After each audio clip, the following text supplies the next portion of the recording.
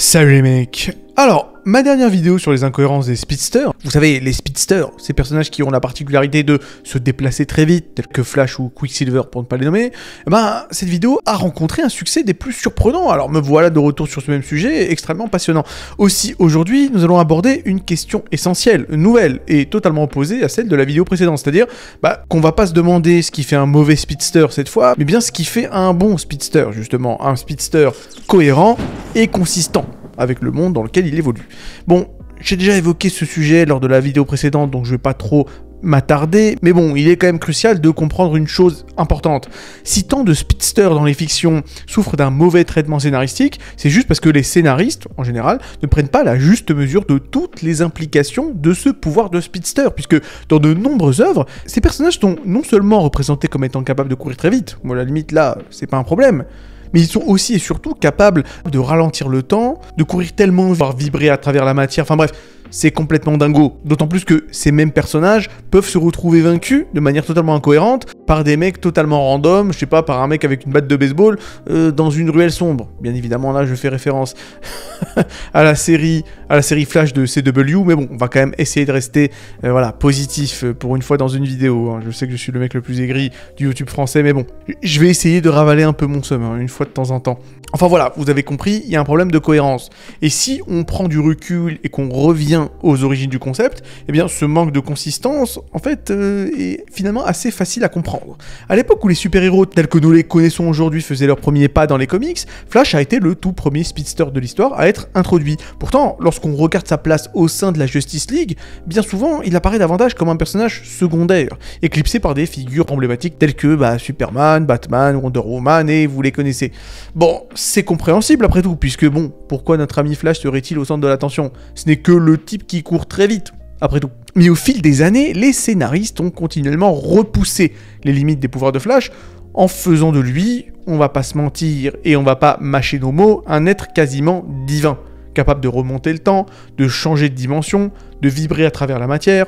Enfin voilà, c'est complètement fou. Mais le problème, c'est que ce statut de personnage secondaire est resté ancré en Flash, et surtout est resté ancré dans la plupart des esprits des auteurs qui ont suivi après Flash. Et donc forcément, ce traitement de personnage secondaire pour les speedsters, c'est donc appliqué à toutes les déclinaisons de Flash dans la fiction, c'est-à-dire Quicksilver, Red Rush et bon, on en parlera un peu plus tard. De nos jours, les speedsters sont théoriquement extrêmement puissants, mais ils continuent encore et toujours d'être traités comme des héros lambda, comme des personnages qui sont tout juste bons à servir le café et à tenir la porte. Et c'est un paradoxe constant. D'un côté, les scénaristes nous montrent des speedsters capables d'exploits insensés. J'en ai assez parlé lors de ma vidéo précédente avec le Quicksilver de la Fox, qui, c'est assez fou, est capable de figer le temps et de déboîter absolument tout le monde, et de l'autre, ces mêmes speedsters sont mis en difficulté par des adversaires qui ne devraient pas avoir la moindre chance contre eux.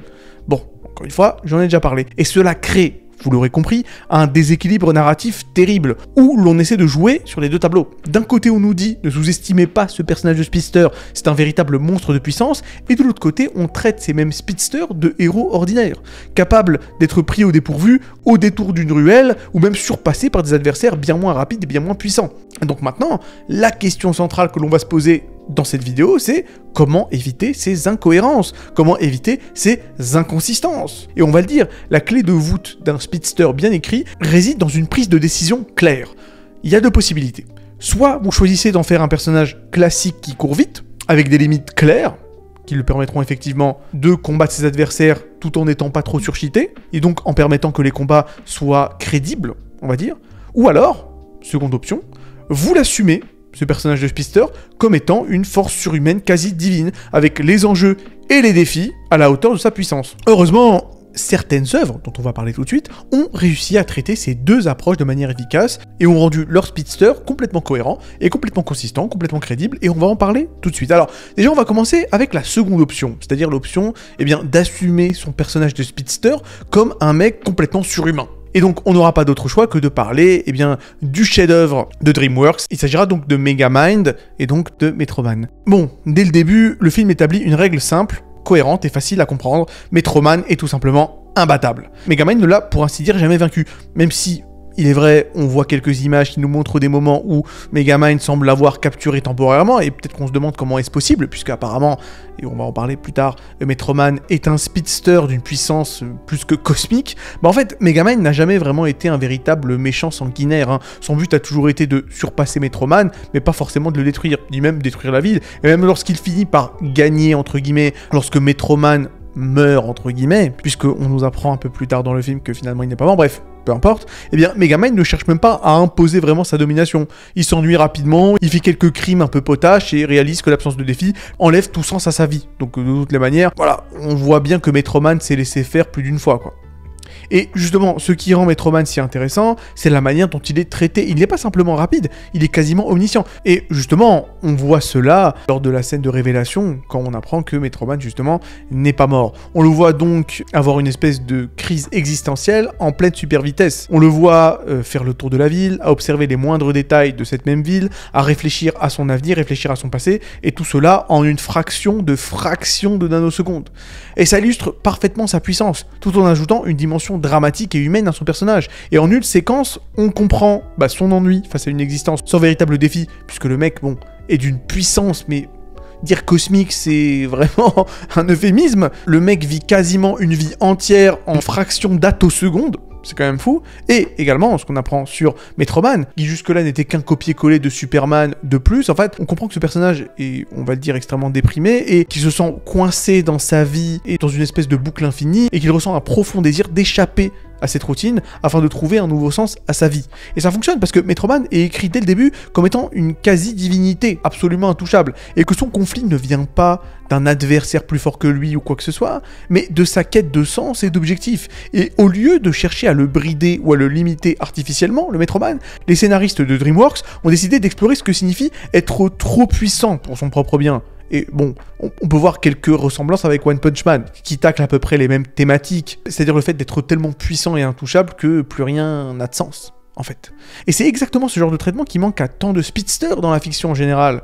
Plutôt que de les forcer dans un rôle de super-héros classique, pourquoi ne pas explorer des thèmes qui collent réellement à leur véritable capacité? Au lieu de constamment essayer de limiter ou de rendre vulnérables les speedsters, il serait peut-être plus intéressant de les voir évoluer dans un cadre qui exploite pleinement leur potentiel narratif. Et quand on comprend vraiment les véritables capacités qu'octroie le fait d'aller très vite, en fait, on se rend compte que, de la même façon que de voir Flash se faire monter en l'air par des schlags dans une allée sombre, ou Quicksilver se fait rabattre par un Quinjet, effectivement, là, dans le MCU, ce serait aussi stupide de voir ça que de voir One Punch Man se faire monter en l'air par Mumen Rider. Et donc voilà, c'est pour ça que le fait que Metroman soit montré comme étant absolument invincible est excellent, d'autant plus que cela montre que même si on rend un personnage totalement invulnérable, ça n'empêche pas qu'on peut effectivement le travailler, lui donner un développement de personnage et en faire un personnage intéressant. Donc voilà, j'ai envie de dire merci Metroman et merci Megamind. Bon, alors, maintenant qu'on vient de parler de l'approche du speedster comme une figure cosmique totalement intouchable, eh bien, on pourrait se dire, ok d'accord, est-ce qu'on pourrait virer toutes ces conneries? Voilà, virer les voyages dans le temps, virer le fait de ralentir le temps, virer la vitesse de la lumière, transpercer le mur du son, la force véloce, le fait de vibrer à travers la matière. Est-ce qu'on pourrait virer tout ça? Est-ce qu'on est obligé de faire d'un speedster une divinité totalement omnipotente? Est-ce qu'il serait possible de faire autre chose avec le speedster? Et moi, ce que je vous répondrais, oui, on peut le faire, et d'ailleurs, ça a déjà été fait, puisque là, on va parler donc de Flash, ou Dash en version originale, du film Les Indestructibles. Alors, j'en avais un peu parlé à la toute fin de ma dernière vidéo sur les speedsters, mais on va en reparler.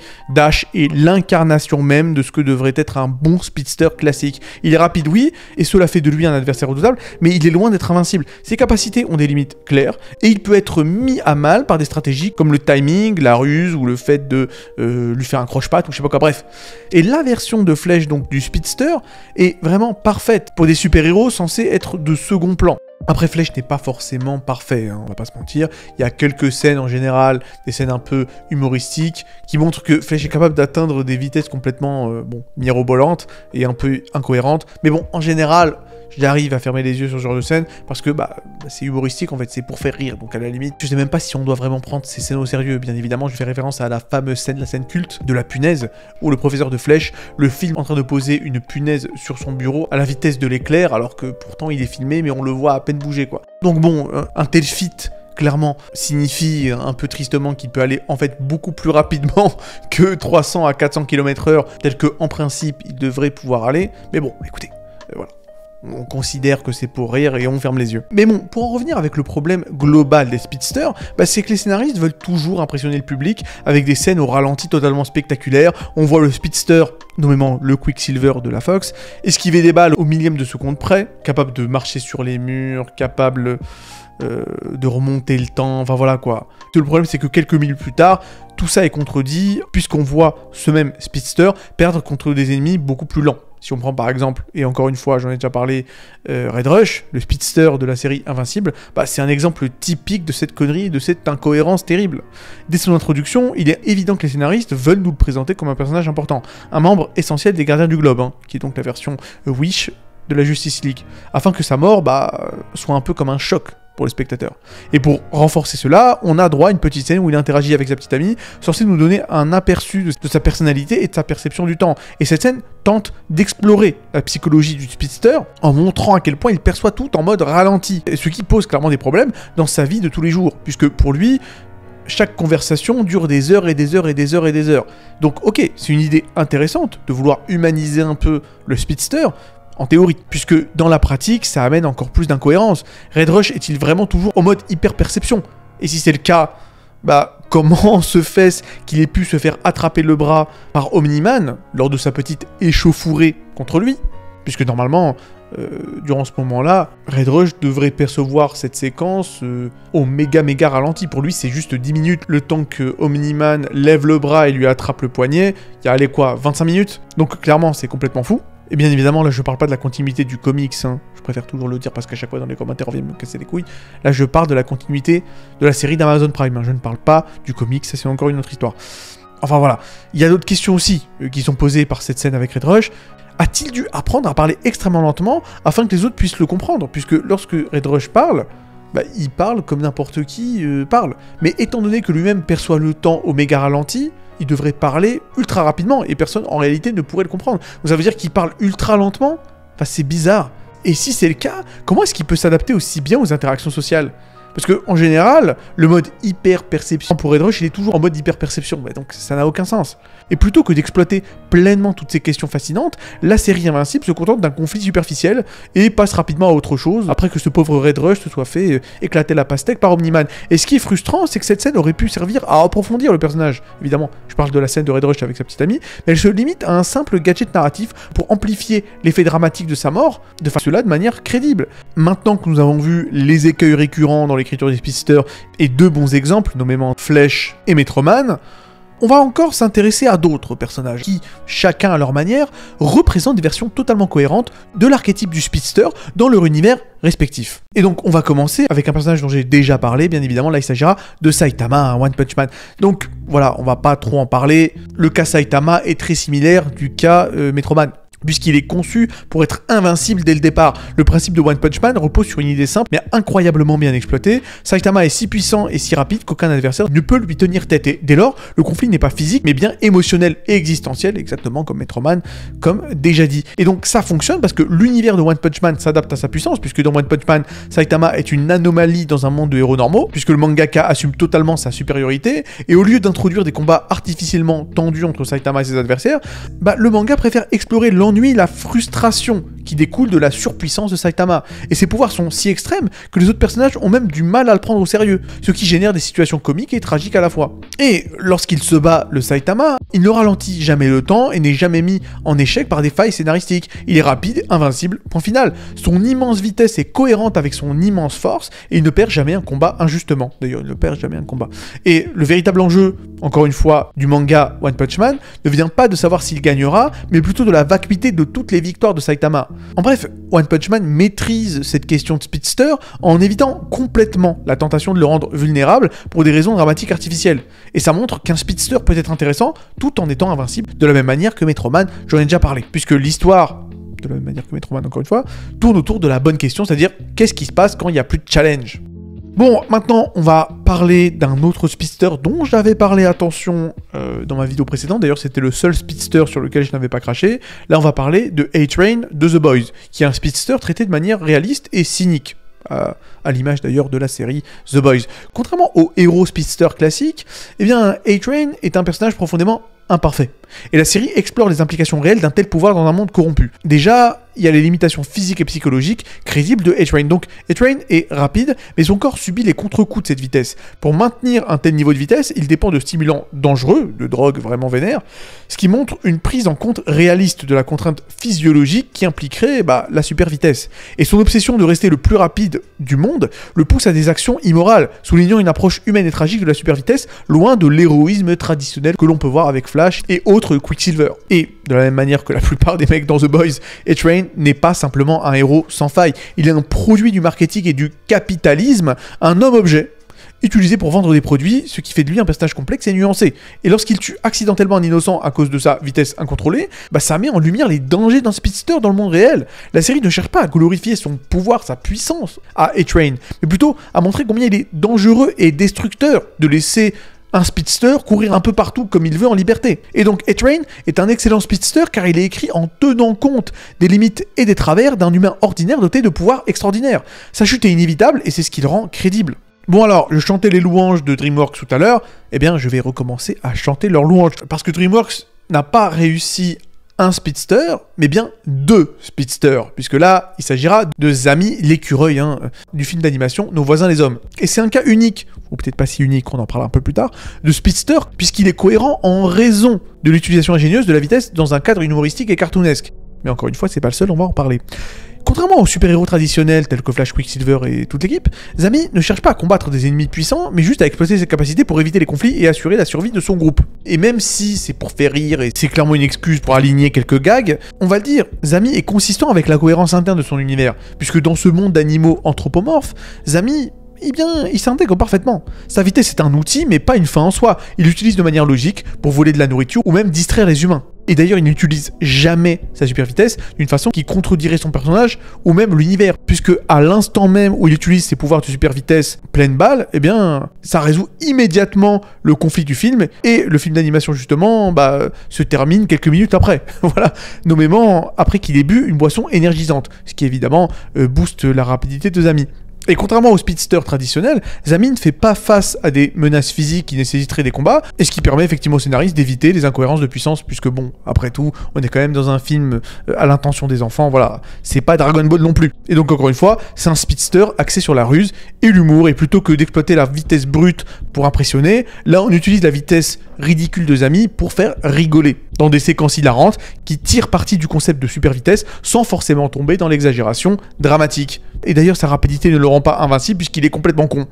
Donc voilà, là-dessus, il n'y a pas de souci. Mais voilà, lorsque je vous ai introduit Zami, j'ai mis un point d'orgue à vous souligner que ce n'était pas le seul speedster à utiliser la vitesse comme outil narratif et surtout comme outil comique. Parce que avant Zami, il y avait Twitchy. Alors moi, je vais l'appeler Va-Vite, notre ami Twitchy, parce que dans la version originale de la véritable histoire du Petit Chaperon Rouge, donc Hoodwinked en version originale, bien Twitchy, on l'appelle Va-Vite, donc je vais l'appeler Va-Vite. Et le problème de Va-Vite, c'est qu'on n'en parle jamais. D'ailleurs, on n'en parle jamais de la même manière qu'on parle très peu de la véritable histoire du Petit Chaperon Rouge, alors que c'est clairement l'un des films d'animation pour enfants les plus sous-cotés de l'histoire.